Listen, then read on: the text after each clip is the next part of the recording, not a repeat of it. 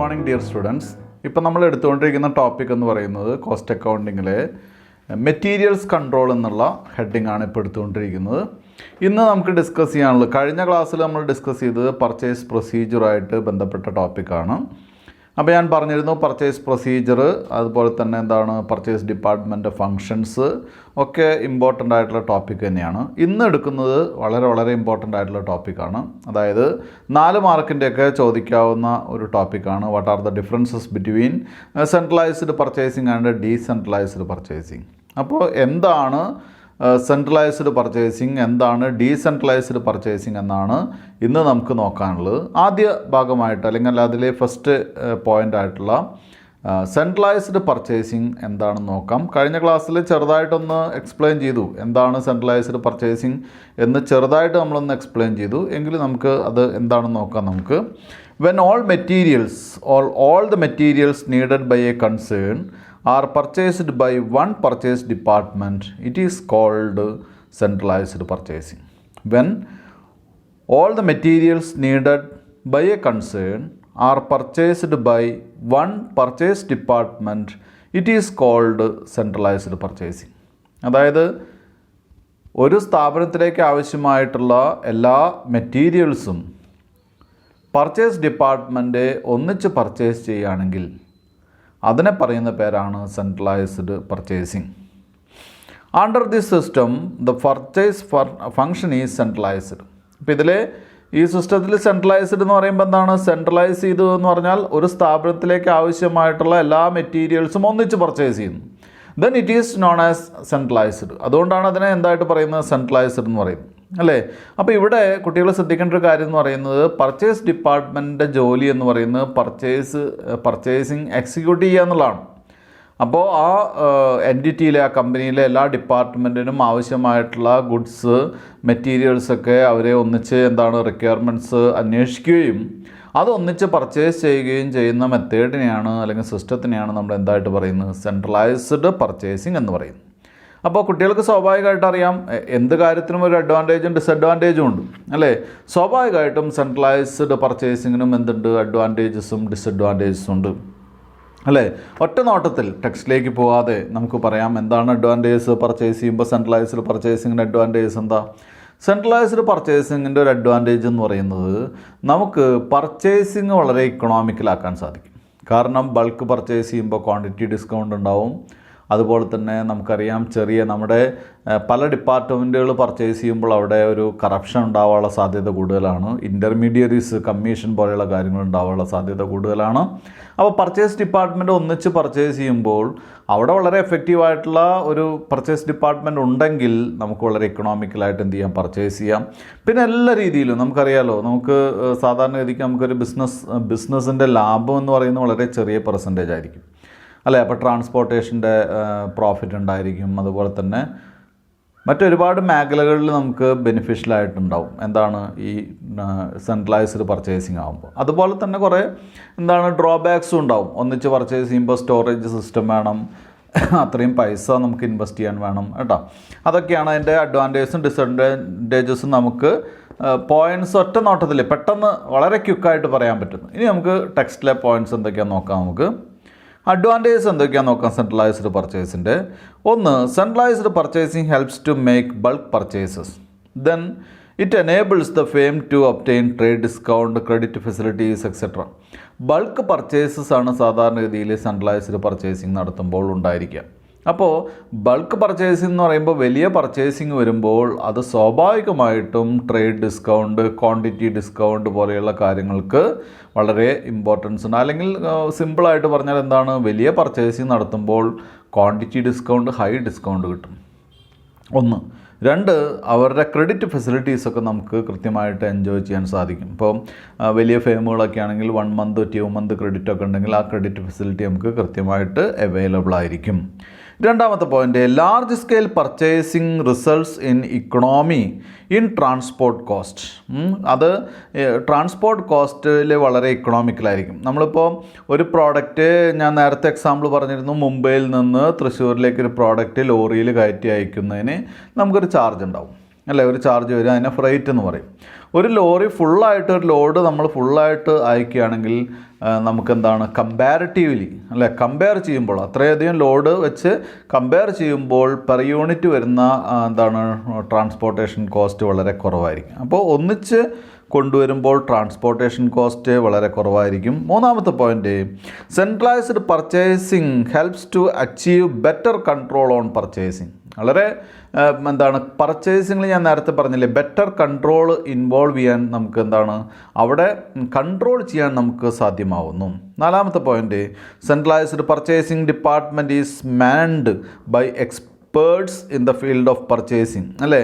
സാധാരണ അവിടെ ജോലി ചെയ്യുന്ന എംപ്ലോയീസ്, ഞാൻ നേരത്തെ പറഞ്ഞു എക്സ്പേർട്ടായിട്ടുള്ള പർച്ചേസ് ഡിപ്പാർട്ട്മെൻറ്റ് എന്താണ് എംപ്ലോയീസ് പേഴ്സണൽസ് ആണെങ്കിൽ, വളരെ എക്സ്പേർട്സ് ആയിട്ടുള്ള ആളുകളാണെങ്കിൽ എന്തായിരിക്കും, നല്ല എഫിഷ്യൻ്റ് ആയിട്ടുള്ള ഒരു പർച്ചേസിങ് നടത്താനും നല്ല റിസൾട്ട് നമുക്കതിൽ നിന്ന് കൊണ്ടുവരാനും സാധിക്കുന്നു. അടുത്ത പോയിൻ്റ് എന്ന് പറയുന്നത്, it avoids duplication of purchasing work അല്ലേ. പർച്ചേസിങ് വർക്കിൻ്റെ ഡ്യൂപ്ലിക്കേഷൻ ഒഴിവാക്കാൻ സാധിക്കുന്നു. എന്താ ഡ്യൂപ്ലിക്കേഷൻ എന്ന് പറഞ്ഞാൽ, ഒരു 1, 2, 3 ആളുകൾ പർച്ചേസ് ചെയ്തിട്ടുള്ള അത്തരം ഡ്യൂപ്ലിക്കേറ്റ് ഡോക്യുമെൻറ്റ്സോ ഡ്യൂപ്ലിക്കേഷനോ ഒഴിവാക്കാൻ സാധിക്കുന്നു. അടുത്ത പോയിൻ്റ് എന്ന് പറയുന്നത്, it results in economy in preparation and maintenance of material records. Materials records prepare ചെയ്യാനും മെയിൻറ്റെയിൻ ചെയ്യാനും എളുപ്പമാണ്. കാരണം എന്താ, മറ്റ് 5 ഡിപ്പാർട്ട്മെൻറ്റുകളുണ്ടെങ്കിൽ 5 ഡിപ്പാർട്ട്മെൻറ്റുകളിലും ഇതൊക്കെ മെയിൻറ്റെയിൻ ചെയ്യണം അല്ലേ. ഒരു പർച്ചേസ് ഡിപ്പാർട്ട്മെൻറ്റ് മാത്രമേ ഉള്ളൂ എന്നുണ്ടെങ്കിൽ എളുപ്പമാണ്, അവർ മാത്രം എന്ത് ചെയ്താൽ മതി, അത് റിപ്പോർട്ട് ചെയ്താൽ മതിയായിരിക്കും. അടുത്ത point, it helps in flowing uniform purchasing policies and procedures. അതിനെ it helps in following uniform purchasing policies and procedures. വളരെ യൂണിഫോം ആയിട്ടുള്ള പർച്ചേസിങ് പോളിസീസും പ്രൊസീജിയേഴ്സാണ് എന്ത് ചെയ്യേണ്ടത്, ഫോളോ ചെയ്യേണ്ടത്. Next point, centralised purchasing helps to avoid overstocking and reduces investment in materials. Overstocking ഒഴിവാക്കാൻ സാധിക്കുന്നു. ഓവർ സ്റ്റോക്കിംഗ് എന്ന് പറഞ്ഞാൽ ഓരോ ഡിപ്പാർട്ട്മെൻറ്റിലേക്ക് ആവശ്യമുള്ളത് വാങ്ങി വരുമ്പോൾ നമുക്കെന്താണ്, കൂടുതലായിട്ട് നമുക്കറിയാം ചിലപ്പോൾ കുറച്ചധികം സ്റ്റോക്ക് നമുക്ക് സ്റ്റോർ ചെയ്യേണ്ടതായിട്ട് വരുന്നു. അപ്പോൾ ഓവർ സ്റ്റോക്കിംഗ് നമുക്ക് ഒഴിവാക്കാൻ സാധിക്കുന്നു. സ്വാഭാവികമായിട്ടും ഓവർ സ്റ്റോക്കിംഗ് ഒഴിവാക്കുക എന്ന് പറഞ്ഞാൽ സ്വാഭാവികമായിട്ടും ഓവർ സ്റ്റോക്കിങ്ങിൽ നമുക്കെന്താണ് കൂടുതൽ ഇൻവെസ്റ്റ് ചെയ്യേണ്ടതായിട്ടും വരില്ല കേട്ടോ. സ്റ്റോക്ക് വാങ്ങണമെങ്കിൽ എന്ത് വേണം, ഇൻവെസ്റ്റ്മെൻറ്റ് വേണം അല്ലേ. അപ്പോൾ ഓവർ സ്റ്റോക്കിംഗ് വരിക എന്ന് പറഞ്ഞു കഴിഞ്ഞാൽ ഓവർ ഇൻവെസ്റ്റ്മെൻറ്റ് വരിക എന്നുള്ളതാണ്. അപ്പോൾ അത് വേണ്ടി വരില്ല. Last point, centralised purchasing ensures uniform quality of materials അല്ലേ. ഒരു കൃത്യമായിട്ടുള്ള യൂണിഫോംഡ് ആയിട്ടുള്ള ക്വാളിറ്റി ഓഫ് മെറ്റീരിയൽസ് ഉറപ്പ് വരുത്താൻ എന്തിന് സാധ്യമാവുന്നു, സെൻട്രലൈസ്ഡ് പർച്ചേസിങ്ങിന് സാധ്യമാവും. അടുത്തത്, disadvantages of centralised purchasing. Centralised പർച്ചേസിങ്ങിൻ്റെ ദോഷവശങ്ങൾ എന്തൊക്കെയാണ്, ഡിസഡ്വാൻറ്റേജസ് എന്തൊക്കെയാണ്? ഒന്നാമത്തെ പോയിൻ്റ് എന്ന് പറയുന്നത്, it causes delay in the procurement of materials. അതിന് പ്രൊക്യൂർമെൻറ്റ് ഓഫ് മെറ്റീരിയൽസ്, അതായത് മെറ്റീരിയൽസ് വാങ്ങുന്നതിന് അല്ലെങ്കിൽ സപ്ലൈ ചെയ്യുന്നതിന് ഒരു ഡിലേ വരുന്നു അല്ലേ. സ്വാഭാവികമായിട്ടും ഒരു താമസം വരുന്നു എന്തിന്, മെറ്റീരിയൽസിന്. കാരണം മെറ്റീരിയൽസിന് ഡിലേ വരാനുള്ള കാരണം എന്താണെന്ന് വെച്ചാൽ, നമുക്കിപ്പോൾ ഒരു 1, 2 ഐറ്റംസ് കഴിഞ്ഞു എന്നുണ്ടെങ്കിൽ അതിന് മാത്രമായിട്ടൊരു പർച്ചേസിങ് എക്സിക്യൂട്ടീവ് ചെയ്യാൻ ബുദ്ധിമുട്ടാണ് അല്ലേ. നമുക്കൊരു ലോട്ട് ഒന്നിച്ച് പർച്ചേസ് ചെയ്യുന്നത് വരെ ചിലപ്പോൾ വെയിറ്റ് ചെയ്യേണ്ടി വരും. അതുമല്ലെങ്കിൽ എന്താണ്, ഒരു പർച്ചേസിൻ്റെ പ്രൊസീജിയേഴ്സ് നടക്കുന്നത് വരെ നമുക്ക് ചിലപ്പോൾ എന്തുണ്ടാകേണ്ടി വരും, വെയിറ്റ് ചെയ്യേണ്ടി വരും. വളരെ പെട്ടെന്ന് ആവശ്യമുണ്ടെങ്കിൽ വളരെ പെട്ടെന്ന് എക്സിക്യൂട്ട് ചെയ്യാൻ പറ്റുന്ന അല്ലെങ്കിൽ വളരെ പെട്ടെന്ന് റിസീവ് ചെയ്യുന്ന ഒരു സിസ്റ്റം എവിടെയില്ല, സെൻട്രലൈസ്ഡ് പർച്ചേസിങ് സിസ്റ്റത്തിനില്ല അല്ലേ. കുറച്ച് എന്താണ് താമസം വരുന്ന ഒരു സാധ്യതയുണ്ട്.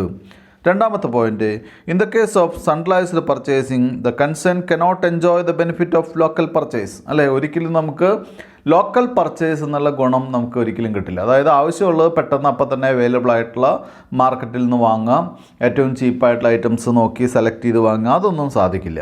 മനസ്സിലായല്ലോ. Then lack of proper communication may lead the central purchase department to purchase wrong materials. അതായത് നമ്മൾ പല ഡിപ്പാർട്ട്മെൻറ്റുകളിലേക്കും ആവശ്യമുള്ള പ്രോഡക്റ്റ് ഒന്നിച്ചാണ് എവിടെ നിന്ന് വാങ്ങുന്നത്, സെൻട്രലൈസ്ഡ് പർച്ചേസിങ് സിസ്റ്റം അനുസരിച്ച് പർച്ചേസ് ഡിപ്പാർട്ട്മെൻറ്റ് വാങ്ങുന്നു.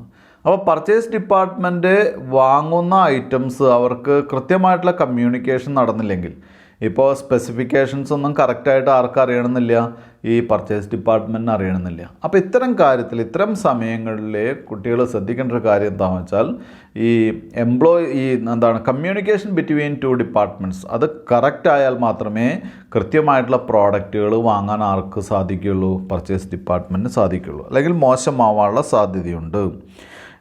Then it require high cost of maintaining purchase department. അല്ലേ, ഒരു പർച്ചേസ് ഡിപ്പാർട്ട്മെൻറ്റ് മെയിൻറ്റെയിൻ ചെയ്യുക എന്ന് പറഞ്ഞാൽ വളരെ ഹൈ കോസ്റ്റ് വേണ്ടി വരും.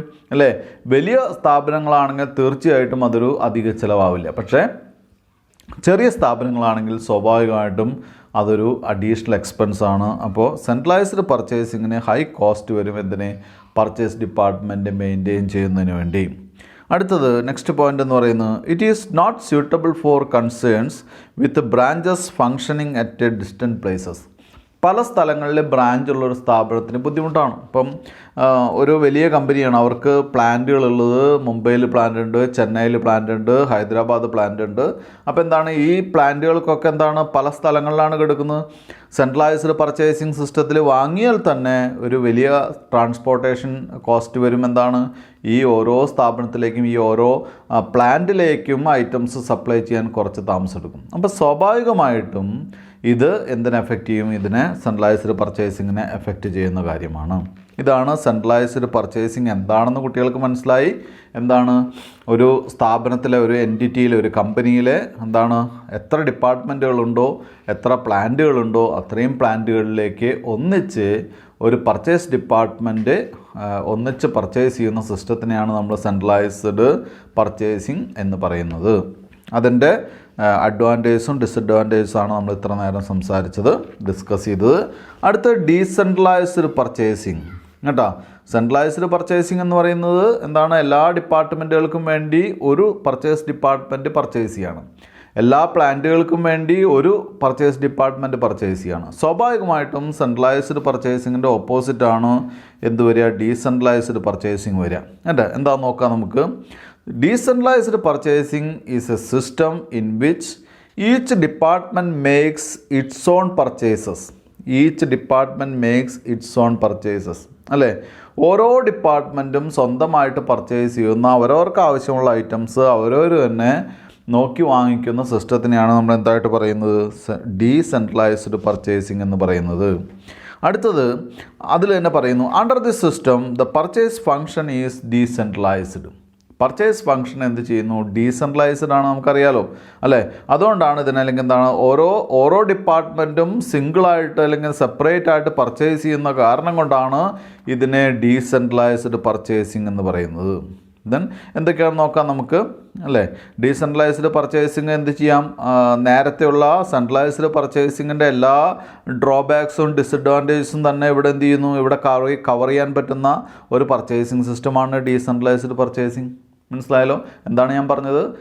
സെൻട്രലൈസ്ഡ് പർച്ചേസിങ്ങിൻ്റെ എല്ലാ ഡ്രോബാക്സും നമുക്ക് എവിടെ കൊണ്ട് തീർക്കാം? ഡീസെൻട്രലൈസ്ഡ് പർച്ചേസ് കൊണ്ട് അവസാനിപ്പിക്കാം. അതേസമയം സെൻട്രലൈസ്ഡ് പർച്ചേസിങ്ങിൻ്റെ ബെനിഫിറ്റ്സൊക്കെ മിക്കപ്പോഴും ചിലപ്പോൾ ഇവിടെ എന്തായിട്ട് വരും? ഇവിടെ അല്ലെങ്കിൽ സെൻട്രലൈസ്ഡ് പർച്ചേസിങ്ങിൻ്റെ അഡ്വാൻറ്റേജ് ഇവിടെ എന്തായിട്ട് വരാം? ഒരു ഡിസഡ്വാൻറ്റേജ് ആയിട്ട് വരാം. അടുത്ത ഹെഡിങ് എന്ന് പറയുന്നത്, അടുത്ത ടോപ്പിക് എന്ന് പറയുന്നത്, അപ്പോൾ ഇവിടെ ഞാൻ ഒറ്റ വാക്കിൽ ഇതിൻ്റെ അഡ്വാൻറ്റേജസും ഡിസഡ്വാൻറ്റേജസും പറഞ്ഞ് അവസാനിപ്പിക്കുകയാണ്. അതായത് സെൻട്രലൈസ്ഡ് പർച്ചേസിങ്ങിൻ്റെ അഡ്വാൻറ്റേജസ് ഒക്കെ ഇതിൻ്റെ ഡിസഡ്വാൻറ്റേജാണ്. അതുപോലെ തന്നെ സെൻട്രലൈസ്ഡ് പർച്ചേസിങ്ങിൻ്റെ ഡിസഡ്വാൻറ്റേജ് ഒക്കെ ഡീസെൻട്രലൈസ്ഡ് പർച്ചേസിൻ്റെ എന്തായിട്ട് വരും? അഡ്വാൻറ്റേജ് ആയിട്ട് വരും. അത്രേ വേണ്ടൂ, അതാണ് പഠിക്കേണ്ടതുള്ളൂ. അടുത്തതായിട്ട് നമുക്ക് നോക്കേണ്ടത് വളരെ പ്രധാനപ്പെട്ട ടോപ്പിക്കിലേക്കാണ്. Ascertainment of cost of materials purchased. അതായത് മെറ്റീരിയൽ പർച്ചേസ് ചെയ്തിട്ടുള്ള അതിൻ്റെ കോസ്റ്റ് എങ്ങനെ കണ്ടുപിടിക്കും? അല്ലെങ്കിൽ മെറ്റീരിയൽസ് പർച്ചേസ് ചെയ്തു നമ്മൾ, അതിൻ്റെ കോസ്റ്റ് എങ്ങനെയാണ് കണ്ടുപിടിക്കുക കേട്ടോ. While purchasing materials, various types of expenses are incurred in addition to the purchase price. Purchase price കൂടാതെ ഒരുപാട് അഡീഷണൽ പർച്ചേസ് പ്രൈസ് അല്ലെങ്കിൽ അഡീഷണൽ കോസ്റ്റുകൾ അതിൻ്റെ കൂടെ വരാം. Similarly, different types of deductions are also allowed from the purchase price. അതുപോലെ തന്നെ അതിൽ നിന്ന് ചില ഡിഡക്ഷൻസും വരാം. The true cost of material is calculated after taking into account these additions and deductions. അതായത് മെറ്റീരിയൽസ് വാങ്ങുമ്പോൾ കുറേ ഡിഡക്ഷൻസ് ഉണ്ടാവാം, കുറേ അഡീഷണൽ കോസ്റ്റുകൾ ഉണ്ടാവാം. നമ്മുടെ സ്ഥാപനത്തിലേക്ക് ഒരു മെറ്റീരിയൽ അവിടെ നിന്ന് വാങ്ങി നമ്മുടെ സ്ഥാപനത്തിലേക്ക് കൊണ്ടുവരുന്നതിന് നമുക്ക് ഒരുപാട് അഡീഷണൽ കോസ്റ്റുകൾ വരാം. അതേപോലെ തന്നെ എന്താണ് അഡീഷണൽ കോസ്റ്റുകൾ പോലെ തന്നെ എന്തുണ്ടാവാം, അഡീഷണൽ കോസ്റ്റുകൾ പോലെ തന്നെ അഡീഷണൽ ആയിട്ട് ഡിഡക്ഷൻസും ഉണ്ടാവും. അപ്പോൾ അതൊക്കെ അഡ്ജസ്റ്റ് ചെയ്തിട്ട് വേണം നമുക്ക് എന്ത് ചെയ്യാൻ, റിയൽ പർച്ചേസ് കോസ്റ്റ് കണ്ടുപിടിക്കാൻ, അല്ലേ? അപ്പോൾ അങ്ങനെ ശ്രദ്ധിക്കുക കുട്ടികൾ. എന്തൊക്കെയാണെന്ന് നോക്കാം നമുക്ക്. എന്തൊക്കെയാണ് അങ്ങനെ വരുന്ന ഐറ്റംസ് എന്തൊക്കെയാണെന്ന് നോക്കാം. Packing and forwarding charges. ഇപ്പോൾ പാക്ക് ചെയ്യുന്നതിനും ഫോർവേഡിങ് ചാർജസ് എന്ന് പറഞ്ഞിട്ടുള്ള ചാർജ് ഉണ്ട്. അതായത് ഓരോ പ്രോഡക്റ്റും ഉണ്ടാക്കുക മാത്രമല്ല അത് വിൽക്കുന്ന സമയത്ത് പാക്ക് ചെയ്ത് പുറത്തേക്ക് വിടുന്നതിനുള്ള ചാർജ്. 2, transportation charge. അത് കാരേജ് വരാം, ഫ്രൈറ്റ് വരാം. കാരേജൊക്കെ കുട്ടികൾ നേരത്തെ പഠിച്ചിട്ടുള്ളതാണ്, അക്കൗണ്ടൻസിയിലൊക്കെ പഠിച്ചിട്ടുള്ളതാണ്. കാരേജ്, ഫ്രൈറ്റ് നമ്മളിപ്പോൾ നേരത്തെ പഠിച്ചിട്ടുണ്ട്. ഫ്രൈറ്റ് എന്ന് പറഞ്ഞാൽ കടത്തുകൂലി, അല്ലേ? ഒരു സ്ഥാനം, ഒരു ഐറ്റം ഒരു സ്ഥലത്ത് നിന്ന് വേറെ സ്ഥലത്തേക്ക് എത്തിക്കുന്നതിനുള്ള കൂലിനെയാണ് ഫ്രൈറ്റ് എന്ന് പറയുന്നത്. ഇൻഷുറൻസ് ചാർജസ് വരാം. Sale tax, excise duty, customs duty പോലെയുള്ള ഐറ്റംസ് വരാം. അപ്പോൾ നമ്മൾ പർച്ചേസ് ചെയ്ത മെറ്റീരിയൽസിൻ്റെ കോസ്റ്റ് കൂടാതെ അതിൻ്റെ കൂടെ ആഡ് ചെയ്യുന്ന കോസ്റ്റുകളാണ് പറയുന്നത്. പാക്കിംഗ് ആൻഡ് ഫോർവേഡിങ് ചാർജസ് വരാം, ട്രാൻസ്പോർട്ട് ചാർജസ് വരാം, ഇൻഷുറൻസ് ചാർജസ് വരാം, sale tax, excise duty, customs duty പോലെയുള്ള ഐറ്റംസ് വരാം. ഇനി അടുത്ത പോയിന്റ് എന്ന് പറയുന്നത് cost of containers. Cost of container. ഇപ്പോൾ കോസ്റ്റ് ഓഫ് കണ്ടെയ്നർ എന്ന് പറഞ്ഞാലേ ഇപ്പം അത് ചിലത് എന്താണ്, റിട്ടേണബിൾ കണ്ടെയ്നർ ഉണ്ടാവാം. ഇപ്പോൾ ഏറ്റവും ചെറിയൊരു എക്സാമ്പിൾ അങ്ങനെ പറയാം. നമുക്ക് വളരെ ചെറിയൊരു എക്സാമ്പിൾ പറയാം. നമ്മൾ ഈ കടകളിൽ നിന്നൊക്കെ തൈര് ഒരു വലിയ ക്വാണ്ടിറ്റി വാങ്ങുമ്പോൾ, ഇപ്പോൾ 10 ലിറ്ററിൻ്റെ തൈര് വാങ്ങുകയാണെങ്കിൽ അതിന് നമ്മൾ കൊടുക്കുന്ന ചാർജിൻ്റെ കൂടെ ഒരു 100-200 രൂപ നമ്മൾ അധികം കൊടുക്കും. തൈരിൻ്റെ വില എത്രയാണോ അതിൻ്റെ കൂടെ ഒരു 200 രൂപ കൂടി അധികം മേടിക്കും.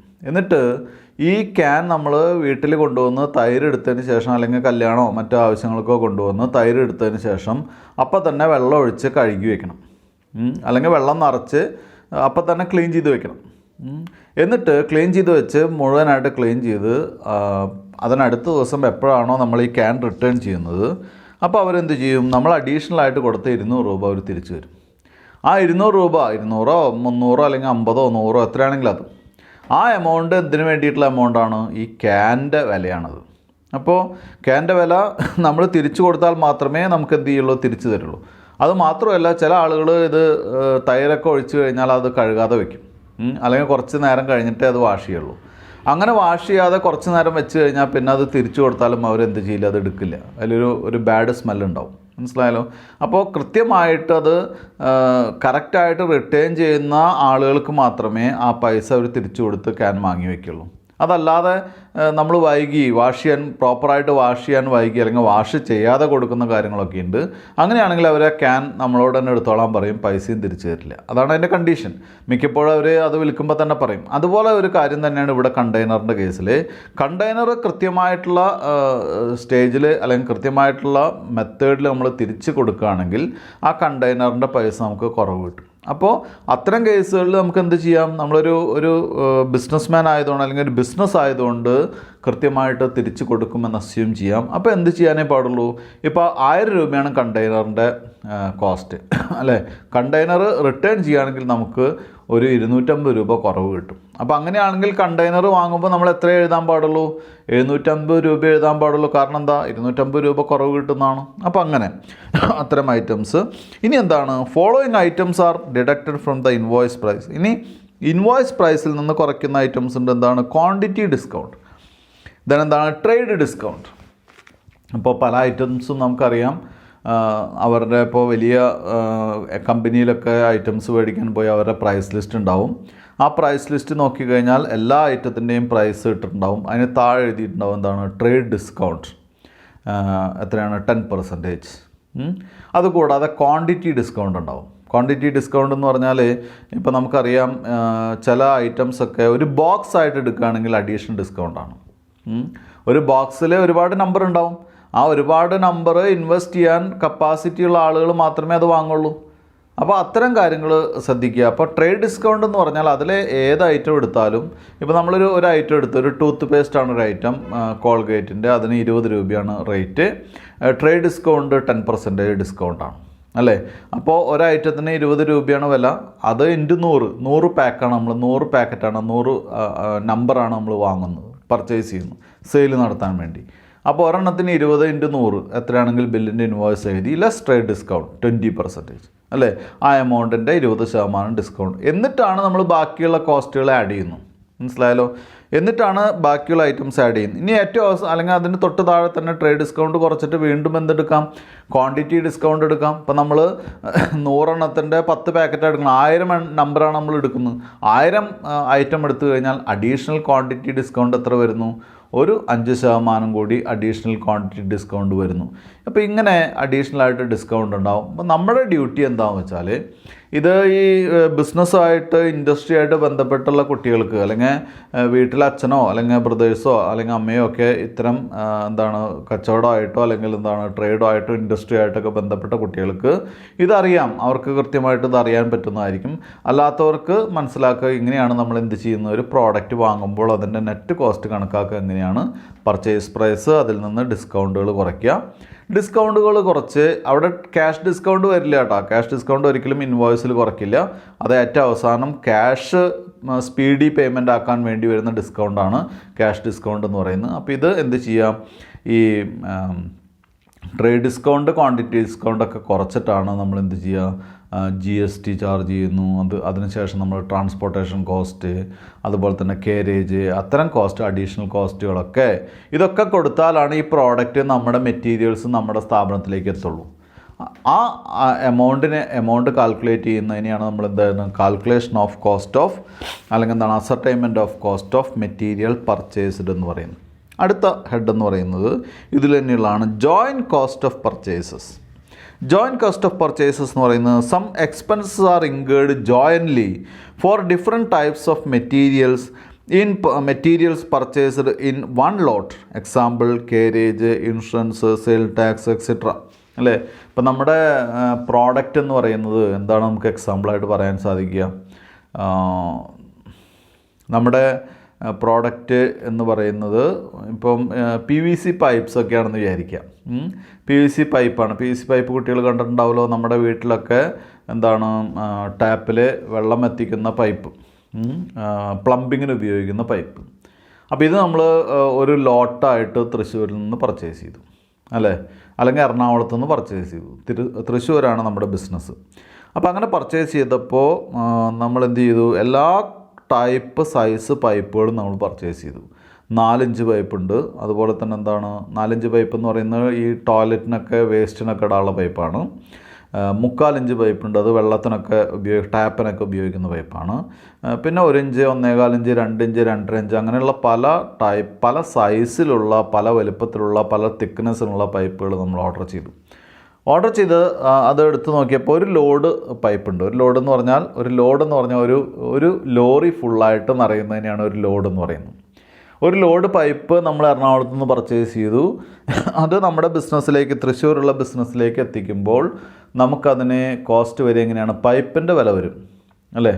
ദെൻ അത് കൂടാതെ എന്ത് വരും? ലോറിയുടെ കോസ്റ്റ് വരും. ദെൻ GST വരും.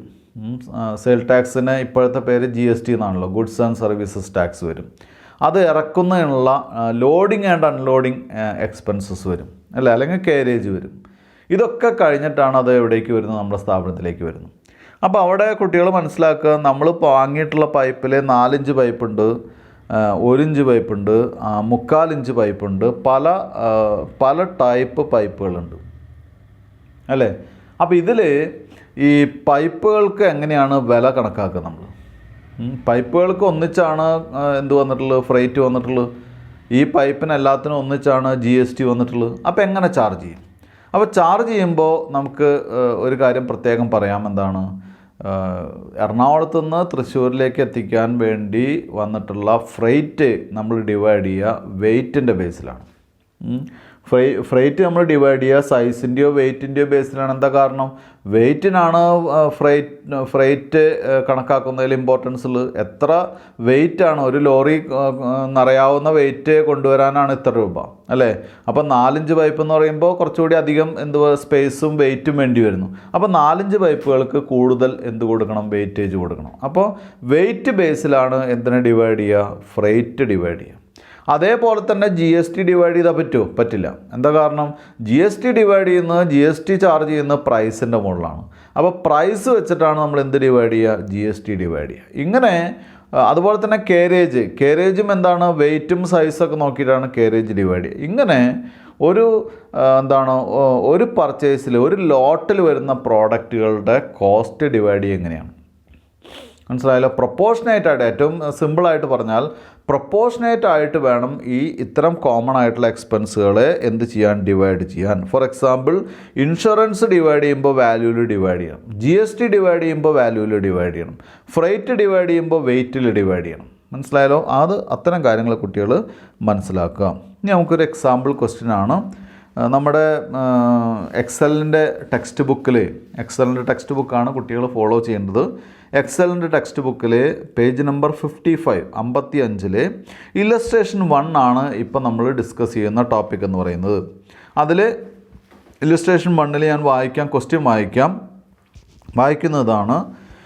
A consignment consisted of 2 chemicals A and B. A എന്ന് പറയുന്നൊരു കൺസൈൻമെൻറ്റ് 2 കെമിക്കൽസ് ഉണ്ട്, ഒന്ന് എയും ഒന്ന് ബിയും. The invoice gave the following data. ഇൻവോയ്സിൽ ഈ താഴെ പറയുന്ന ഡാറ്റാസ് ആണുള്ളത്. Chemical A 6000 kilograms at the rate of 4 per kg. Chemical A എന്ന് പറയുന്നത് 6000 kilogram ആണ്, 4 രൂപയാണ് വരുന്നത് 1 കിലോഗ്രാമിന് വരുന്ന cost. Chemical B 3000 kilograms at the rate of 5 per kg. 3000 kilogram ആണ്, 5 രൂപയാണ് 1 കിലോഗ്രാമിന് വരുന്നത്. സെയിൽ ടാക്സ് 1300 രൂപ, കോമൺ എക്സ്പെൻസ് ആണ്. റെയിൽവേ ഫ്രേറ്റ് 540 രൂപ, അത് കോമൺ എക്സ്പെൻസ് ആണ്. ടോട്ടൽ വരുന്നത് എത്രയാണ്? 40,840 രൂപയാണ് ടോട്ടൽ വന്നിട്ടുള്ള വില. ഇതാണ് നമ്മൾ ഈ 2 പ്രോഡക്റ്റും 2 കെമിക്കലും നമ്മൾ വാങ്ങി നമ്മുടെ ബിസിനസ്സിലേക്ക് എത്തുമ്പോൾ ടോട്ടൽ എമൗണ്ട് എത്രയാണ്? 40,840 വില വരുന്നത് അല്ലേ? ഇനി താഴെ പറയുന്നു, a shortage of 300 kilograms in A and 150 kilograms in B was noticed due to breakage അല്ലേ? ബ്രേക്കേജ് വന്നിട്ട്, അല്ലെങ്കിൽ ഇവാപ്പറേറ്റ് ചെയ്തിട്ടോ, അല്ലെങ്കിൽ ബ്രേക്കേജ് വന്നിട്ടോ, അല്ലെങ്കിൽ പൊട്ടിപ്പോയിട്ടോ, അല്ലെങ്കിൽ നഷ്ടപ്പെട്ടു പോയിട്ടോ 300 കിലോഗ്രാമിൻ്റെ കുറവ് എയിലും 180 കിലോഗ്രാമിൻ്റെ കുറവ് ബിയിലും നമ്മൾ നമ്മൾ നോട്ടീസ് ചെയ്തു. What is the stock rate you would adopt for pricing issue assuming a provision of 3% towards further deterioration. നമ്മളോട് പറഞ്ഞിട്ടുള്ളത് എന്ത് റേറ്റിലാണ് ഈ മെറ്റീരിയൽസ് ഇഷ്യൂ ചെയ്യുക, എന്ത് കാണുകയും വേണം. ഒരു അഡീഷണൽ ഡിറ്റീരിയറേഷൻ എന്നുള്ള രീതിയിൽ 3% പ്രൊവൈഡ് ചെയ്യും വേണം. അതായത് ഇനിയും ചിലപ്പോൾ കേടുവരാം. 3% കേടുവന്ന് പോകാൻ സാധ്യതയുണ്ട്. ഞാൻ കുറച്ച് നാൾ മുൻപ് എക്സാമ്പിൾ പറഞ്ഞില്ലേ, വേറൊരു കേസിൽ എക്സാമ്പിൾ പറഞ്ഞിട്ടുണ്ടായിരുന്നു. എന്താണ്? നമ്മൾ ഒരു 10 ലിറ്റർ പെട്രോൾ വാങ്ങി അല്ലേ, അത് ഓരോ ലിറ്ററായിട്ട് ഡിവൈഡ് ചെയ്യണം. അവസാനത്തെ ബോട്ടിൽ നിറയ്ക്കുമ്പോൾ ചെറിയൊരു കുറവ് വന്നു, അളവിൽ കുറവ് വന്നു. കാരണം എന്താ? അത് ഒഴിക്കുന്ന സമയത്ത് ക്വാണ്ടിറ്റി നഷ്ടപ്പെടാനുള്ള സാധ്യതയുണ്ട്. അതുപോലെ ഇവിടെ 3% ഫർദർ ഡിറ്റീരിയറേഷൻ അല്ലേ, വീണ്ടും വരാം, കുറവ് വരാനുള്ള സാധ്യതയുണ്ട്. അപ്പോൾ നമ്മളോട് ചോദിച്ചിട്ടുള്ളത് ഇതിൻ്റെ ഇഷ്യൂ പ്രൈസാണ്. ഓരോ യൂണിറ്റിന് കെമിക്കൽ എയുടെയും ബിയുടെയും ഇഷ്യൂ പ്രൈസ് കാണണം കേട്ടോ. അപ്പോൾ നമുക്കിത് 40,840 പകുതിയാക്കിയാൽ മതിയില്ലെന്ന് ചോദിക്കും ചിലവർ അല്ലേ. പക്ഷേ ഇവിടെ കെമിക്കൽ 6000 കിലോഗ്രാമും കെമിക്കൽ ബി 3000 കിലോഗ്രാമുമാണ്. മാത്രമല്ല രണ്ടിൻ്റെയും സെയിൽസ് പെർ കിലോഗ്രാം അല്ലെങ്കിൽ സെയിൽസ് പെർ kg വ്യത്യാസമുണ്ട്. അപ്പോൾ പകുതിയാക്കിയ കാര്യം നടക്കില്ല, ഒക്കെ സെപ്പറേറ്റ് കാണണം. അപ്പോൾ അതിനെ ടെക്സ്റ്റ് ചെയ്തിട്ടുള്ള മെത്തേഡാണ് ഏറ്റവും ബെസ്റ്റ്. ഹെഡിങ് കൊടുക്കുക, statement of cost of materials എന്നുള്ള ഹെഡിങ് കൊടുക്കുക. വലത് ഭാഗത്ത് 2 എമൗണ്ട് കോളം പ്രൊവൈഡ് ചെയ്യുക. എമൗണ്ട് കോളം എന്ന് പറഞ്ഞാൽ എയും ബിയും 2 പ്രോഡക്റ്റിൻ്റെ കോളമാണ്, കെമിക്കലിൻ്റെ കോളമാണ്. Chemical A and chemical B എന്ന് പറഞ്ഞ് റൈറ്റ് ഹാൻഡ് സൈഡിൽ പ്രൊവൈഡ് ചെയ്യുക. ലെഫ്റ്റ് ഹാൻഡ് സൈഡിൽ പർട്ടിക്കുലേഴ്സ് കോളാണ് വലിയ കോളം പ്രൊവൈഡ് ചെയ്യുക. എന്നിട്ട് ആദ്യം തന്നെ ഇൻവോയ്സ് പ്രൈസ് നമുക്ക് തന്നിട്ടുള്ള റേറ്റ് ആദ്യം തന്നെ എഴുതുക. എത്രയാണ് ഇൻവോയ്സ് പ്രൈസ്? എ കെമിക്കലിന് 24,000 രൂപയും ബി കെമിക്കലിന് എത്രയാണ് 15,000 രൂപയാണ് ഇൻവോയ്സ് പ്രൈസ്. അതവിടെ എഴുതി വയ്ക്കുക. ഇനി നമുക്ക് ചെയ്യേണ്ടത് എന്താണെന്ന് വെച്ചാൽ നമുക്ക് താഴെ തന്നിട്ടുള്ള 2 ഐറ്റം ഉണ്ട് അല്ലേ. കെമിക്കലിൻ്റെ വില കഴിഞ്ഞ് താഴെ 2 ഐറ്റം തന്നിട്ടുണ്ട്. സെയിൽ ടാക്സ് തന്നിട്ടുണ്ട്, ഫ്രൈറ്റും തന്നിട്ടുണ്ട്. ഇതിനെ നമുക്ക് എന്ത് ചെയ്യണം? അലോക്കേറ്റ് ചെയ്യണം അല്ലേ. ഇതിനെ അലോക്കേറ്റ് ചെയ്യുമ്പോൾ അവിടെയാണ് പ്രശ്നം വരുന്നത്. എന്താണ്? സെയിൽ ടാക്സ് എങ്ങനെ അലോക്കേറ്റ് ചെയ്യും? സെയിൽ ടാക്സ് റേറ്റിൽ അലോക്കേറ്റ് ചെയ്യും. എന്താ റേറ്റ്? റേറ്റിൻ്റെ റേഷ്യോ എന്താണ്? 24,000:15,000 അല്ലേ. അല്ലെ 24:15. എന്താ കാരണം? എ കെമിക്കലിൻ്റെ വില എത്രയാണ്? 24,000 രൂപയും ബി കെമിക്കലിൻ്റെ വില 15,000 രൂപയാണ്. അപ്പോൾ എ കെമിക്കലിൻ്റെ വില 24,000 ബി കെമിക്കലിൻ്റെ 15,000 ആയതുകൊണ്ട് സെയിൽ ടാക്സ് വാല്യൂവിൻ്റെ ബേസിലാണ് നമ്മൾ ഡിവൈഡ് ചെയ്യേണ്ടത് അല്ലേ. വാല്യൂവിൻ്റെ ബേസിൽ ഡിവൈഡ് ചെയ്യുമ്പോൾ 24,000:15 അല്ലെങ്കിൽ എന്താണ് 24:15. അതല്ലെങ്കിൽ വീണ്ടും ചെറുതാക്കാട്ടോ. ഞാനിത് കുട്ടികൾക്ക് അറിയാൻ വേണ്ടിയിട്ടാണ് ഇങ്ങനെ പറയുന്നത്. വേണമെങ്കിൽ 8:5 അങ്ങനെ ചെറുതാക്കാം കേട്ടോ. 8:5. അപ്പോൾ ഏറ്റവും ചെറുതാക്കി കഴിഞ്ഞാൽ നമുക്ക് കാൽക്കുലേഷൻ എളുപ്പമുണ്ട്. പക്ഷേ 24,000:15,000 എന്ന് എഴുതിയാലും കുഴപ്പമില്ല. അതും മനസ്സിലാക്കാൻ വേണ്ടിയിട്ട് അതും എടുക്കാം. നമുക്ക് കാൽക്കുലേറ്റ് ചെയ്യാൻ വേണ്ടി എന്ത് ചെയ്യാം? ചെറുതാക്കാം. അപ്പോൾ കുട്ടികൾ ഇവിടെ മനസ്സിലാക്കേണ്ട ഏറ്റവും പ്രധാനപ്പെട്ട ഭാഗം എന്ന് പറയുന്നത് സെയിൽ ടാക്സ് ഡിവൈഡ് ചെയ്യുന്നത് എന്തിലായിരിക്കണം? വാല്യൂവിൻ്റെ ബേസിലായിരിക്കണം സെയിൽ ടാക്സ് ഡിവൈഡ് ചെയ്യപ്പെടേണ്ടത്. അടുത്തത് ഫ്രൈറ്റ് ആണ്. തൊട്ട് താഴെ എഴുതുക റെയിൽവേ ഫ്രൈറ്റ് അല്ലേ. റെയിൽവേ ഫ്രൈറ്റ് വാല്യൂവിൻ്റെ ബേസിൽ ഡിവൈഡ് ചെയ്താൽ പറ്റുമോ? പറ്റില്ല. എന്താ കാരണം? റെയിൽവേ ഫ്രൈറ്റ് അടയ്ക്കേണ്ടത് വെയ്റ്റിൻ്റെ മുകളിലാണ്. അതിൻ്റെ ക്വാണ്ടിറ്റി ബേസിലാണ് എന്ത് ഡിവൈഡ് ചെയ്യേണ്ടത്? ഫ്രൈറ്റ് ഡിവൈഡ് ചെയ്യേണ്ടത്. ഫ്രൈറ്റ് ഡിവൈഡ് ചെയ്യേണ്ടത് ഒരിക്കലും പ്രൈസിൻ്റെ മുകളിലല്ല, ക്വാണ്ടിറ്റി ബേസിലാണ് എന്ത് ഡിവൈഡ് ചെയ്യേണ്ടത്? ഫ്രൈറ്റ് ഡിവൈഡ് ചെയ്യേണ്ടത്. അപ്പോൾ ക്വാണ്ടിറ്റി എത്രയാണ്? ഒന്ന് 6,000 കിലോഗ്രാമോ ഒന്ന് 3,000 കിലോഗ്രാമാണ് അല്ലേ. അപ്പോൾ റെയിൽവേ ഫ്രൈറ്റ് എന്ന് പറഞ്ഞ് ബ്രാക്കറ്റിൽ എഴുതുക ഇൻ ദ റേഷ്യോ ഓഫ് എത്രയാണ്? 6,000:3. 6,000:3 എന്ന് പറയുമ്പോൾ 6:3 ആയിരിക്കാം. അതല്ലെങ്കിൽ 2:1. അപ്പോൾ എത്രയാണ് റെയിൽവേ ഫ്രൈറ്റ്? എത്രയാണ് റെയിൽവേ ഫ്രൈറ്റ് വന്നിട്ടുള്ള 540 ആണ്. 2:1 എങ്ങനെ ഡിവൈഡ് ചെയ്താൽ? 540 × 2/3 എയിലേക്കും 540 × 1/3 ബിയിലേക്കും. നേരത്തെ നമ്മൾ പറഞ്ഞ 8:5 ആണ് അല്ലേ. 8:5 എത്രയാണ് പറയാം? അതിൻ്റെ എമൗണ്ട് 1,300 ആണ്. 1,300 × 8/13 8/13 ഫസ്റ്റ് എയിലേക്കും. അതുപോലെ തന്നെ എത്രയാണ്? 1,300 × 5/13 ലാസ്റ്റ് കോളത്തിലേക്കും കൊടുക്കുകയാണ് നേരത്തെ ചെയ്തത്. അപ്പോൾ ഇവിടെ ഈ ഒരു കാൽക്കുലേഷൻ മാത്രമേ കുട്ടികൾ ശ്രദ്ധിക്കേണ്ടതുള്ളൂ. അതായത് നമുക്ക് കോമൺ ആയിട്ട് വരുന്ന പ്രൈസ് നമ്മൾ അലോക്കേറ്റ് ചെയ്യുമ്പോൾ ശ്രദ്ധിക്കണം. അത് കൃത്യമായിട്ടുള്ള ബേസിസ് വെച്ചിട്ട് വേണം അലോക്കേറ്റ് ചെയ്യാൻ. അത് മാത്രം ശ്രദ്ധിച്ചാൽ മതി. അപ്പോൾ നമുക്കൊരു ടോട്ടൽ കിട്ടും. ആ ടോട്ടൽ എന്ന് പറയുന്നത് ഇൻവോയ്സ് പ്രൈസും ടാക്സും സെയിൽ ടാക്സും റെയിൽവേ ഫ്രൈറ്റൊക്കെ ആഡ് ചെയ്തിട്ടുള്ള എമൗണ്ടാണ് ടോട്ടൽ എ എന്ന് പറയുന്നത്. ആ ടോട്ടലിനെ നമുക്ക് എന്ത് ചെയ്യുക? ടോട്ടൽ അവിടെ ടോട്ടൽ ഓഫ് എ എന്ന് പറഞ്ഞ് അല്ലെങ്കിൽ എയുടെയും ബിയുടെയും ടോട്ടൽ എന്ന് പറഞ്ഞാൽ അവിടെ ഡബിൾ ലൈൻ ചെയ്ത് വയ്ക്കാം. ഇനി നമുക്ക് ചെയ്യേണ്ടത് ഈ 25,160-നെയും 15,680-നെയും ശരിക്കും പറഞ്ഞാൽ 6,000 കൊണ്ടും 3,000 കൊണ്ടും ഡിവൈഡ് ചെയ്താൽ പെർ യൂണിറ്റ് കോസ്റ്റ് കിട്ടും അല്ലേ. നമ്മൾ വാങ്ങിയത് എ എന്നുള്ള കെമിക്കൽ 6,000 കിലോഗ്രാമും ബി എന്നുള്ള കെമിക്കൽ 3,000 കിലോഗ്രാമുമാണ് അല്ലേ. അപ്പോൾ ഇപ്പോൾ കിട്ടിയിട്ടുള്ള എമൗണ്ടിനെ നമ്മൾ ആ ടോട്ടൽ ക്വാണ്ടിറ്റി കൊണ്ട് ഡിവൈഡ് ചെയ്താൽ എന്താണ്? പെർ ക്വാണ്ടിറ്റി റേറ്റ് എത്രയാണെന്ന് കിട്ടും. അല്ലെങ്കിൽ പെർ കിലോഗ്രാം എത്ര റേറ്റിന് ഇഷ്യൂ ചെയ്യാൻ പറ്റുമെന്ന് വളരെ പെട്ടെന്ന് നമുക്ക് മനസ്സിലാവും. പക്ഷേ ഇവിടെ ഒരു പ്രോബ്ലം ഉള്ളത് 6,000 കിലോഗ്രാം വാങ്ങിയതാണെങ്കിലും ഇവിടെ വന്നപ്പോൾ എത്ര കിലോഗ്രാം ഉള്ളൂ? 300 നഷ്ടം വന്നു. 6,000 കിലോഗ്രാം വാങ്ങി, പക്ഷേ ഇവിടെ വന്നപ്പോൾ 300 കിലോഗ്രാം നഷ്ടപ്പെട്ടു അല്ലേ. 6,000 നിന്ന് 300 പോയാൽ എത്രയാണ്? 5,700 കിലോഗ്രാമേ നമ്മുടെ കയ്യിലുള്ളൂ. അപ്പോൾ എന്ത് ചെയ്യണം? 6,000 നിന്ന് 300 ആദ്യം കുറയ്ക്കണം. മാത്രമല്ല വീണ്ടും ഒരു പ്രൊവിഷൻ ഇട്ട് വയ്ക്കണം. 3% വീണ്ടും പ്രൊവിഷൻ ചെയ്യണം എന്നാണ് പറഞ്ഞിട്ടുള്ളത് അല്ലേ. അപ്പോൾ അതിൻ്റെ മുകളിൽ വീണ്ടും പ്രൊവിഷൻ കാണണം. അപ്പോൾ അതിന് വേണ്ടിയിട്ട് നമ്മൾ എന്ത് ചെയ്യുക? ഈ ടോട്ടൽ വെയിറ്റ് അവിടെ എഴുതി വയ്ക്കുക.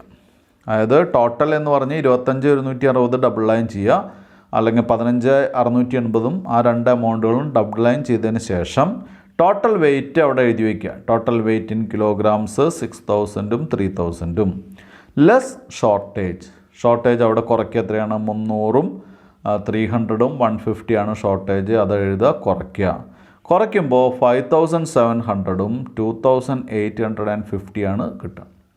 അതായത് 6000-ൽ നിന്ന് 300 കുറയ്ക്കുമ്പോൾ 5700-ഉം 3000-ൽ നിന്ന് 150 കുറയ്ക്കുമ്പോൾ 2850 വരിക. ഇനി എന്ത് ചെയ്യുക? ഇനി നമ്മൾ അഡീഷണൽ ആയിട്ടൊരു ഫർദർ പ്രൊവിഷൻ കൂടി ചെയ്തു വെക്കണം. എന്തിനാണ്? ഫർദർ ഡിറ്റീരിയറേഷനുള്ള പ്രൊവിഷൻ കൂടി ചെയ്തു വെക്കണം. അപ്പോൾ എന്ത് ചെയ്യുക? Less further deterioration 3%. എന്തിൻ്റെ 3% 5700-ൻ്റെ 3%, 5700-ൻ്റെ 3%. അതുപോലെ തന്നെ 2850-യുടെ 7% വരുമ്പോൾ അതെത്രയാണെന്ന് നോക്കാം. ഇപ്പോൾ ഇവിടെ കാൽക്കുലേഷൻ കുട്ടികളൊന്ന് ശ്രദ്ധിക്കാം. ഇവിടെ വന്നിട്ടുള്ളത് 5700-ൻ്റെ 3% എന്ന് പറയുമ്പോൾ അത് 171 ആണ്. കെമിക്കൽ ബിയിൽ 3% എന്ന് പറയുമ്പോൾ 85.5 അത് കുറയ്ക്കുക. അതുകൂടി കുറയ്ക്കുമ്പോൾ നെറ്റ് വെയിറ്റ് കിട്ടുന്നത് എത്രയാണ്? എ കോളത്തിൽ നെറ്റ് വെയിറ്റ് കിട്ടുന്നത് 5529. ബി കോളത്തിൽ കെമിക്കൽ ബിയുടെ നെറ്റ് വെയിറ്റ് കിട്ടുന്നത് 2764.5, 2764.5. അപ്പോൾ ഇതാണ് നെറ്റ് വെയിറ്റ് അല്ലേ? ഇനി റേറ്റ് ഓഫ് ഇഷ്യൂ എങ്ങനെ കണക്കാക്കിയാൽ മതി? റേറ്റ് ഓഫ് ഇഷ്യൂ കണക്കാക്കാൻ വേണ്ടി നമ്മൾ എന്ത് ചെയ്താൽ മതി? റേറ്റ് ഓഫ് ഇഷ്യൂ കണക്കാക്കാൻ വേണ്ടി നമ്മൾ ചെയ്യേണ്ടത്, നമ്മുടെ ടോട്ടൽ എമൗണ്ട് എത്രയാണ്? ടോട്ടൽ എമൗണ്ട് 25,160 ആ 25,160 നമ്മൾ എന്തുകൊണ്ട് ഡിവൈഡ് ചെയ്യാം? നമ്മുടെ നെറ്റ് വെയിറ്റ് ആയിട്ടുള്ള 5529 കൊണ്ട് ഡിവൈഡ് ചെയ്യാം. അതായത് 25,160-നെ 5529 കൊണ്ട് ഡിവൈഡ് ചെയ്യുക ഫസ്റ്റ് എയുടെ കേസിൽ. ബിയുടെ കേസിൽ 15,680-നെ എന്ത് ചെയ്യുക? 2764.5 കൊണ്ട് ഡിവൈഡ് ചെയ്യുക. അപ്പോൾ നമുക്ക് 1 കിലോൻ്റെ റേറ്റ് കിട്ടും. അതാണ് 4.55, 5.67 അല്ലേ? അവിടെ എഴുതുക റേറ്റ് ഫോർ ഇഷ്യൂ എന്ന് പറഞ്ഞിട്ട് എഴുതുക. എത്രയാണ്? എയുടെ കേസിൽ 4 രൂപ 55 പൈസയും ബിയുടെ കേസിൽ 5 രൂപ 67 പൈസയാണ് റേറ്റ് ഫോർ ഇഷ്യൂ എന്ന് പറയും. അപ്പോൾ ഈ ക്വസ്റ്റ്യനിൽ നമ്മൾ ചെയ്തത് ഇത്ര മാത്രമേ ഉള്ളൂ. എന്താണ്? പർച്ചേസ് പ്രൈസിനോടുകൂടി സെയിൽ ടാക്സും അതുപോലെ തന്നെ റെയിൽവേ ഫ്രൈറ്റും നമ്മൾ അതിന് ഈക്വലൻ്റ് ആയിട്ടുള്ള അല്ലെങ്കിൽ ഇക്വിറ്റബിൾ ആയിട്ടുള്ള ബേസ് ഉപയോഗിച്ച് ഡിവൈഡ് ചെയ്തു. എന്താ ഇക്വിറ്റബിൾ ആയിട്ടുള്ള ബേസ് ഉപയോഗിക്കുക എന്ന് പറഞ്ഞാൽ, സെയിൽ ടാക്സ് ചാർജ് ചെയ്യുന്നത് എമൗണ്ടിൻ്റെ മുകളിലാണ്, വാല്യൂവിൻ്റെ മുകളിലാണ്. അപ്പോൾ വാല്യൂ ബേസ് ഉപയോഗിച്ച് സെയിൽ ടാക്സ് ഡിവൈഡ് ചെയ്തു. റെയിൽവേ ഫ്രൈറ്റ് ചാർജ് ചെയ്യുന്നത് വെയിറ്റിൻ്റെ മുകളിലാണ്, ക്വാണ്ടിറ്റിയുടെ മുകളിലാണ്. അപ്പോൾ ക്വാണ്ടിറ്റി ബേസ് വെച്ചിട്ട് എന്തിനെ ഡിവൈഡ് ചെയ്തു? റെയിൽവേ ഫ്രൈറ്റിനെ ഡിവൈഡ് ചെയ്തു അല്ലേ? ദെൻ എന്ത് ചെയ്തു? നമ്മൾ ഷോർട്ടേജ് അതുപോലെ തന്നെ ബ്രേക്കേജസ് ഒക്കെ അതിനുള്ള പ്രൊവിഷനൊക്കെ കുറച്ചു. ദെൻ വീണ്ടും അഡീഷണൽ പ്രൊവിഷൻസ് നമ്മൾ അഡ്ജസ്റ്റ് ചെയ്തു. എന്നിട്ടാണ് എന്ത് ചെയ്തത്? അതുകൊണ്ട് ഡിവൈഡ് ചെയ്ത് ഇഷ്യൂ പ്രൈസ് നമ്മൾ കാൽക്കുലേറ്റ് ചെയ്തത് കേട്ടോ. ഇത് മനസ്സിലായിട്ടുണ്ടാവും എന്ന് വിചാരിക്കുന്നു. ഈ ക്വസ്റ്റ്യൻ നന്നായിട്ട് ശ്രദ്ധിക്കണം കുട്ടികൾ. ഇത്തരം ക്വസ്റ്റ്യൻസൊക്കെ എക്സാമിനേഷന് വരുന്ന സാഹചര്യം കഴിഞ്ഞ കുറച്ച് വർഷങ്ങളായിട്ടുണ്ട്. ആദ്യമൊന്നും ഇത്തരം ക്വസ്റ്റ്യൻസ് ചോദിച്ചിരുന്നില്ല, പക്ഷേ കഴിഞ്ഞ കുറച്ച് വർഷങ്ങളായിട്ട് ഇത്തരം ക്വസ്റ്റ്യൻസ് ചോദിക്കുന്ന സിസ്റ്റമുണ്ട്. അടുത്ത ക്വസ്റ്റ്യൻ എന്ന് പറയുന്നത് രണ്ടാമത്തെ ക്വസ്റ്റ്യനാണ്. പേജ് നമ്പർ 56-ലെ ഇല്ലസ്ട്രേഷൻ 2 ആണ്.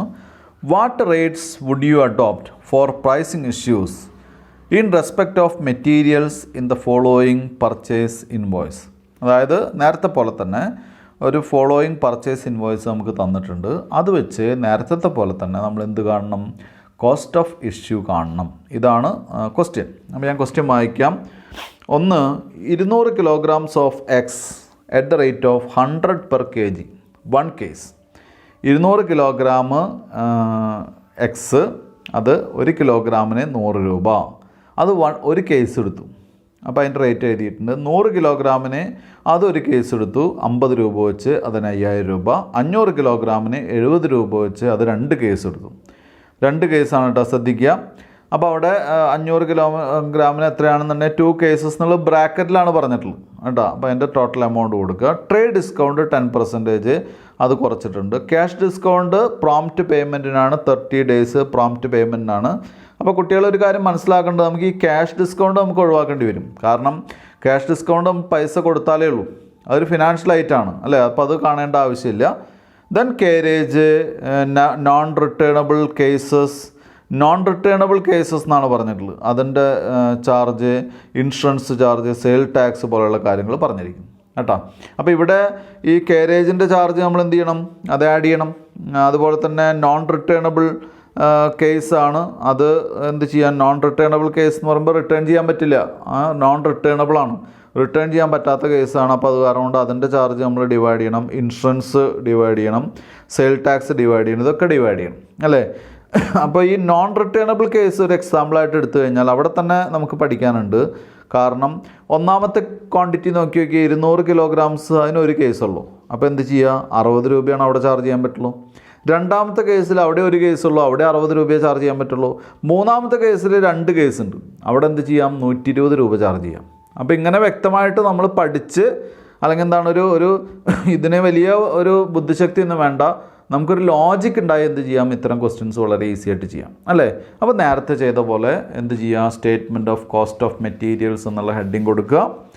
വലത് ഭാഗത്ത് നമ്മുടെ നമ്പർ ഓഫ് മെറ്റീരിയൽസിൻ്റെ പേരുകൾ എഴുതുക. നമുക്ക് എന്തൊക്കെയുള്ളത്, എക്സ് വൈ സെഡ് ആണ്. അപ്പോൾ റൈറ്റ് ഹാൻഡ് സൈഡിൽ നമുക്ക് എന്ത് ചെയ്യാം, റൈറ്റ് ഹാൻഡ് സൈഡിൽ എക്സ് വൈ സെഡ് എഴുതുക. എന്നിട്ട് കോളം കൃത്യമായിട്ട് എന്ത് ചെയ്യുക, എക്സ് വൈ സെഡിനെ 3 കോളം വരയ്ക്കുക. അതായത് റൈറ്റ് ഹാൻഡ് സൈഡിൽ X Y Z 3 column, left hand സൈഡിൽ ഒരു വലിയ സ്പേസ് കൊടുക്കുക. അതാണ് പർട്ടിക്കുലേഴ്സ് കോളം എന്ന് പറയുന്നത്, അവിടെയാണ് നമുക്ക് എഴുതാനുള്ളത്. ഇനി നമ്മൾ ഇതിൽ നിന്ന് എടുത്ത് എഴുതുകയാണ് വേണ്ടത്. അപ്പോൾ അവിടെ കുട്ടികൾ ശ്രദ്ധിക്കേണ്ട ഒരു കാര്യം എന്ന് പറയുന്നത്, ആദ്യം നമ്മൾ എന്ത് ചെയ്യുക, ഈ പർച്ചേസ് പ്രൈസൊക്കെ എടുത്ത് എഴുതുക എന്നുള്ളതാണ്. അവിടെ യാതൊരു വ്യത്യാസമില്ല, നമുക്ക് തന്നിട്ടുള്ള പ്രൈസ് എടുത്ത് എഴുതുക. അതിൽ നിന്ന് നമുക്ക് എന്ത് ചെയ്യാം, അതിൽ നിന്ന് ട്രേഡ് ഡിസ്കൗണ്ട് നമുക്ക് കുറയ്ക്കാം. ട്രേഡ് ഡിസ്കൗണ്ട് കുറയ്ക്കുമ്പോൾ വളരെ ഈസിയാണ്, 10% ആണ്, ഈസി ആയിട്ട് നമുക്ക് കുറയ്ക്കാം. ദെൻ എന്ത് ചെയ്യാം, ക്യാഷ് ഡിസ്കൗണ്ട് ഇവിടെ എടുക്കാൻ പാടില്ല എന്ന് ഞാൻ പറഞ്ഞു. കാരണം ക്യാഷ് ഡിസ്കൗണ്ട് ഒരു ഫിനാൻഷ്യൽ ആയിട്ടാണ്, അത് നമ്മുടെ കോസ്റ്റ് കണക്കാക്കാൻ പറ്റില്ല. അപ്പോൾ നമുക്ക് പ്രോബ്ലത്തിലേക്ക് പോവാം. ആദ്യം സ്റ്റേറ്റ്മെൻറ്റിൽ ഇൻവോയ്സ് പ്രൈസ്, നമുക്ക് തന്നിട്ടുള്ള ഇൻവോയ്സ് പ്രൈസ് എടുത്ത് എഴുതുക. 20,000, 5,000, 35,000 എടുത്ത് എഴുതി. ലെസ് 10%, ഓരോന്നിൻ്റെയും 10% കാണാം. എക്സിൻ്റെ 10% എത്രയാണ്, 20,000-ൻ്റെ 10% 2,000 എഴുതുക. വൈയുടെ 5,000-ൻ്റെ 10% എന്ന് പറഞ്ഞാൽ 5,000. 35,000-ൻ്റെ എത്രയാണ് 10% എന്ന് പറയുമ്പോൾ 3,500, അത് കുറയ്ക്കുക. അപ്പോൾ നെറ്റ് പർച്ചേസ് പ്രൈസ് കിട്ടും. ഇതിനോട് കൂടി എന്ത് ചെയ്യുക, കാരേജ് ആഡ് ചെയ്യുക. കാരേജ് എങ്ങനെയാണ് വരിക, കാരേജ് ആഡ് ചെയ്യുമ്പോൾ എപ്പോഴും വെയ്റ്റിൻ്റെ ബേസിലാണ് അല്ലേ. വെയ്റ്റിൻ്റെ ബേസിൽ ആഡ് ചെയ്യുമ്പോൾ നമുക്കിവിടെ വെയിറ്റ് തന്നിട്ടുള്ള എത്രയാണ്, 100, 50, 70 ആണ് അല്ലേ. 10, 5, 7 അല്ലേ. 10, 5, 7 എന്നുള്ള ബേസിലാണ് നമുക്ക് എന്ത് ഡിവൈഡ് ചെയ്യാൻ പറ്റുക, എക്സ് വൈ സെഡ് ഡിവൈഡ് ചെയ്യാൻ പറ്റുക അല്ലേ. അല്ല, അത് റേറ്റാണ്, സോറി, റേറ്റാണ്.